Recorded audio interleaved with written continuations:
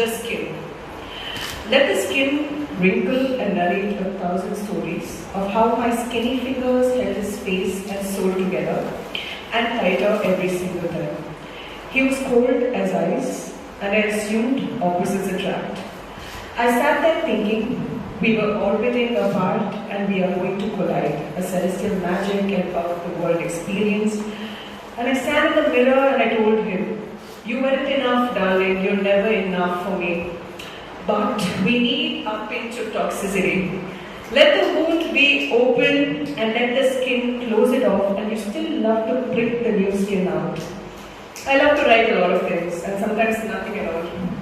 I've been insomniac for days, and I won't see if it's something I did with him on that day that keeps me awake or something I didn't do. The adrenaline of life, the liberation of feeling everything and at one point feeling nothing at all. There are days when I get reckless, I write a lot, and then tears stream down those papers, and I call up my friend and I get passive aggressive.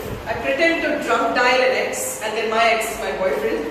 I pretend to drunk dial and break up with him, and call back the tears, and I want to bring him back. Nights when I write recklessly like this, like I click the picture of the moon, and then when I look at the picture, it's blurred. The blurred images that fall is a testament to the feeling that I love. It's vague, it's blurred.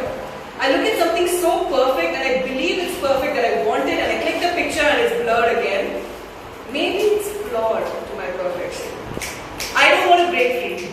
I don't want to be contained with my toxic traits intact. I don't want my boyfriend coming and asking me if it's that time of the month. A girl can have a bad day, gentlemen. I moan to him to get him out of my life. He then asks me to say it louder each time. And at one point, I mean it, and he finds it sexy. He preserves my insanity. He nurtures them with his familiarity of abuse.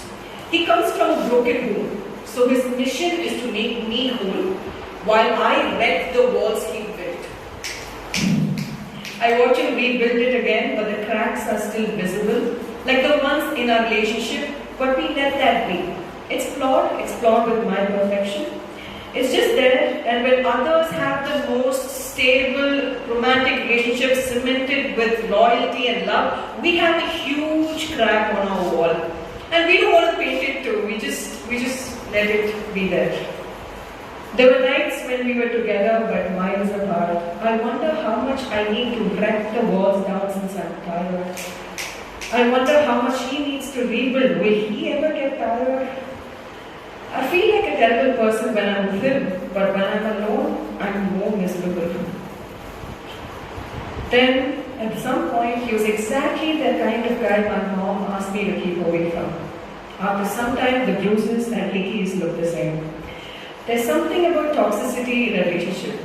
It feels like you belong there, since we always believe the bad more than the good. There's a sense of familiarity with oppression. We make hope for abuse. We set the bed for violence. We kiss each other with words of abuse. We dance under the stars, holding each other so close, and complain feeling claustrophobic. We sat on the kitchen floor and wonder what kind of toxicity are we aroused with. We love, we leave. We love whom we leave. We leave whom we love. What are we doing with our lives? What are we doing with our lives? Thank you.